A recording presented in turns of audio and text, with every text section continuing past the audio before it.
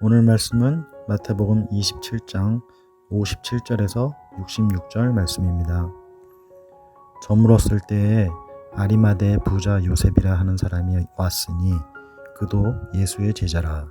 빌라도에게 가서 예수의 시체를 달라 하니 이에 빌라도가 내주라 명령하거늘 요셉이 시체를 가져다가 깨끗한 세마포로 싸서 바위 속에 판 자기 새 무덤에 넣어두고 큰 돌을 굴려 무덤 문에 놓고 가니 거기 막달라 마리아와 다른 마리아가 무덤을 향하여 앉았더라. 그 이튿날은 준비일 다음 날이라. 대제사장들과 바리새인들이 함께 빌라도에게 모여 이르되 주여 저 속이던 자가 살아있을 때 말하되 내가 사흘 후에 다시 살아나리라 한 것을 우리가 기억하노니 그러므로 명령하여 그 무덤을 사흘까지 굳게 지키게 하소서. 그의 제자들이 와서 시체를 도둑질하여 가고 백성에게 말하되 그가 죽은 자 가운데서 살아났다 하면 후에 속임이 전보다 더 클까 하나이다 하니 빌라도가 이르되 너희에게 경비병이 있으니 가서 힘대로 굳게 지키라 하거늘 그들이 경비병과 함께 가서 돌을 임봉하고 무덤을 굳게 지키니라. 아멘.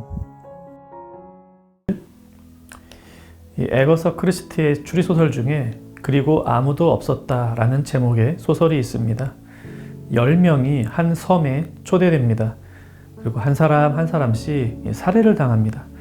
아마도 그곳에 있는 10명 중 한 명이 범인일 것으로 생각됩니다. 그렇게 한 명씩 살해당하더니 결국 10명 모두 죽었습니다. 그리고 아무도 없었습니다. 물론 소설 마지막에는 예상치 못한 반전이 나오긴 하지만 그 전까지 독자들은 10명의 죽음으로 끝나는 희한한 결말을 보게 됩니다. 예수님이 십자가에서 돌아가셨습니다. 모든 사람이 이제 다 끝이라고 생각합니다. 죽음은 끝이기 때문입니다. 예수님을 버리지 않겠다고 호언장담했던 베드로도 또 나머지 제자들도 다 돌아갔습니다. 예수님은 돌아가셨고 제자들도 돌아갔습니다. 이제 아무도 남지 않았습니다. 그런데 지금부터 반전이 시작됩니다. 아리마대 지역 출신의 요셉이라는 사람이 총독 빌라도를 찾아와 예수님의 시체를 요구합니다. 그분의 장례를 치르기 위해서죠.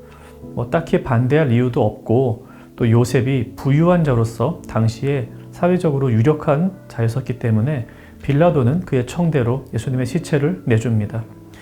요셉은 예수님의 시체를 가져다가 자신이 구입한 새 무덤 안에 넣고 무덤의 입구를 큰 돌로 막습니다. 우리처럼 땅에 매장하지 않고 굴을 파서 그곳에 시신을 넣은 후 입구를 막는 것이 당시 유대인들의 장례 풍습이었죠. 그리고 62절 이하에 보면 예수님을 죽인 대제사장들과 바리새인들은 예수님의 시체를 철저히 지킵니다. 그들은 예수님께서 살아생전에 하셨던 말씀, 즉 내가 죽으면 3일 만에 부활할 것이라는 말씀을 기억합니다. 그래서 예수님의 제자들 중 누가 예수님의 시체를 빼돌린 후에 예수님이 부활했다는 소문이라도 내게 되면 일이 곤란해지기 때문에 예수님의 시체를 잘 지킵니다.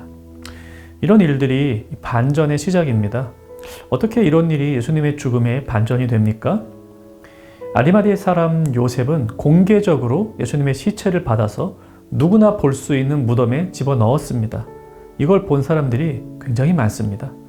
또한 대제사장과 바리새인들은 이제 그 무덤을 로마의 군인들을 사서 철저히 지킵니다.